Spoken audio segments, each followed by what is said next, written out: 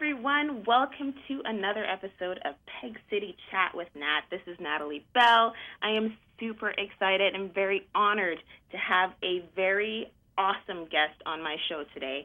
This is a man who is not only a philanthropist, he's a speaker, TV host, author, restaurateur. He's a husband and father. But how we know him and how we've come to know him has been through his work as an entrepreneur. And that is because I'm talking to Bill Rancic, who was the Apprentice Season 1 winner with Mr. Donald Trump. Mm-hmm. Hello, Bill. How are you? Hey, Natalie. How are you? I'm fabulous. I'm so excited to be talking to you today. I said to myself, gosh, I don't know if I have just only 10 minutes. I wish I had 10 hours. Well, we'll have to come back and do more later, I suppose. I guess so. So let's get into the wonderful nitty-gritty before we talk about our .com opportunity. Mm-hmm. So when you were on The Apprentice, what would you say are your top 3 takeaways from working with Mr. Trump? Well, it's hard to just condense it to 3, but I'll do my best. And I think first and foremost, the one lesson I learned that I think is really vital is that you can't quit.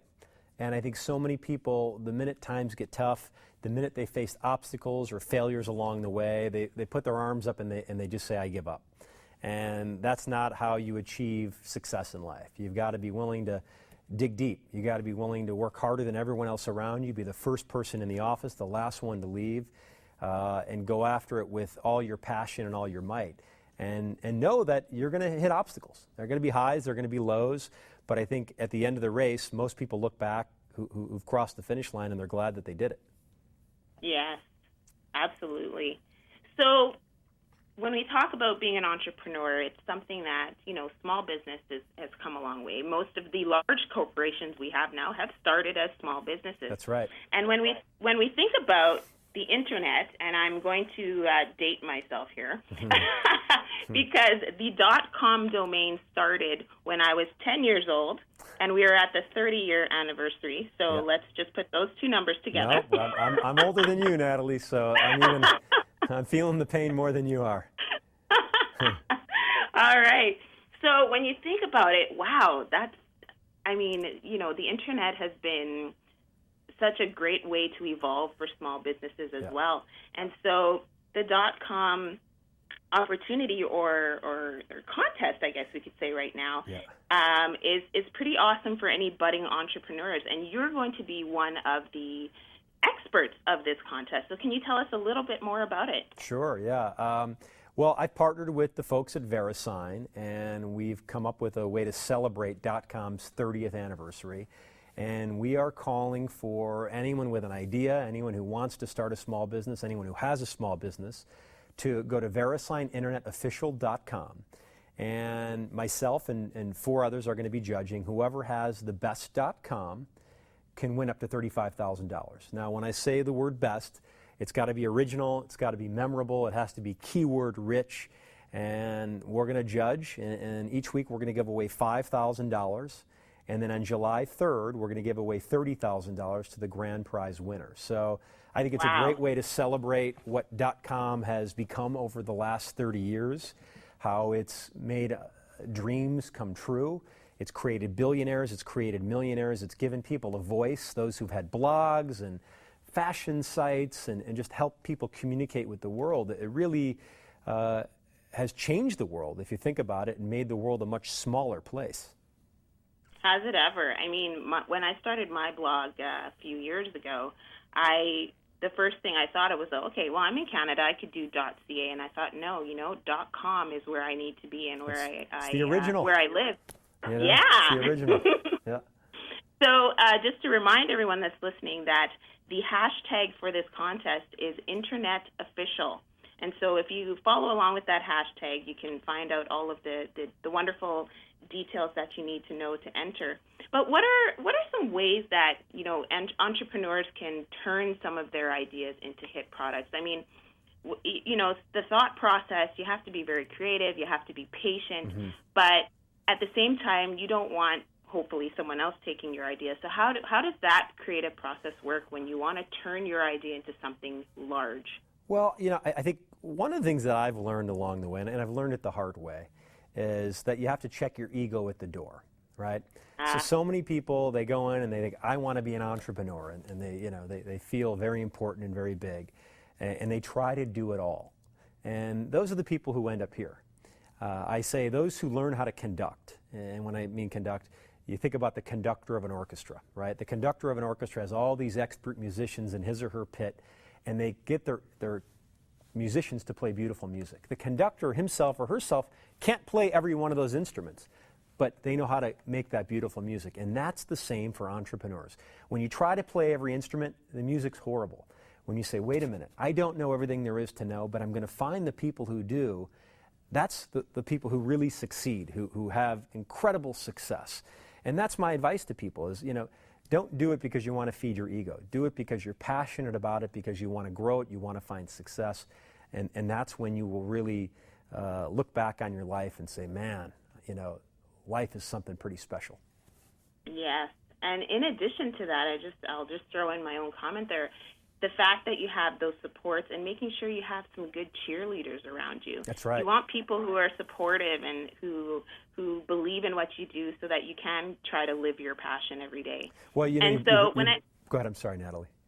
Go ahead. No, I was just going to say, you bring up a good point. You got to be very careful who you surround yourself with. I read an interesting study, and it said the majority of the people we come into contact with on a daily basis are negative. It went on to say you're never going to be able to eliminate those people from your life, but when you're aware of what their intentions are, you negate their power. And there's always going to be those people who are jealous, who are envious, who feel the need to pull you down in order to build themselves up because you're doing something that they wish they could do. You're starting your business. You're creating your .com. You're doing business with the world, and they don't have that ambition. They don't have that drive, so the only thing they know how to do is to try to tug you down. That's right. And this I think when people think entrepreneur, they're thinking, a storefront. It's got to be a physical space. And what we're talking about today is the online realm. And it's important that no matter what type of entrepreneur you are and what type of small business or any business that you're trying to start and initiate, that type of concept and those supports and that attitude that you need to have is transferable to no matter what business you're doing. You need to have a .com presence. I'm in the restaurant business as well, and we've got the brick and mortar restaurant, but we also have our .coms across the platform because it gives people an opportunity to see what you're all about before they even walk in the door. They can go to rpmitalianshy.com and see the menu, see what the kitchen looks like, make a reservation. It gives us instant credibility, and it says, hey, look, this is what you can expect when you come to one of our restaurants.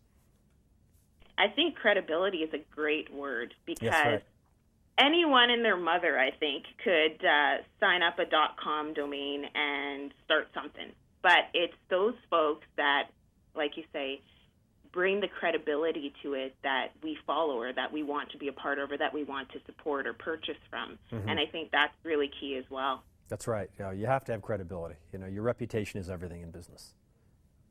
So when I think of, your reputation and your cheerleaders and your supports for you personally, Bill, mm-hmm. I think of the fact of you being a father and a husband. And, of course, Juliana, obviously, your beautiful wife is a huge supporter of your work and everything that you're doing. And I just have to give you a little fun fact because it's pretty awesome. So on April 23rd, 2012 is the day you and Juliana announced that you were expecting. Wow. And April 23rd, 2012 is the day I gave birth to my son. Oh, my goodness. So that's a fun fact. Our sons are exactly like 4 months apart. So I just thought that was cute. Duke and Jace are 4 months apart. That's amazing. Wow. Well, it's a fun age right now, isn't it? It's something really special. And I love every minute I can spend with our little guy, Duke. Oh, and it's wild, isn't it? It's amazing how they grab on and just feel and know everything that you're doing, and they can communicate with you now. It's crazy. Our guy, he is just sharp. He doesn't miss much. It's incredible. He's sharp as a tack. And now we have to be careful what we say around him because, he's repeating everything. And, the other day I may have accidentally cursed when, I almost got into an accident. And sure enough, boy, he went home and Juliana was asking me how he learned that word. So I was in the doghouse.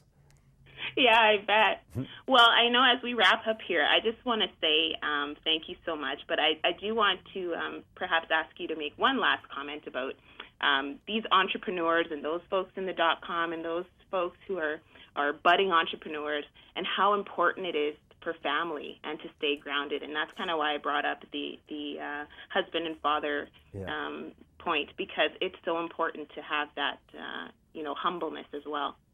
Yeah, for us, we have a lot of things going on, but we have one rule, and that's family first. And that rule doesn't get compromised. It doesn't get negotiated.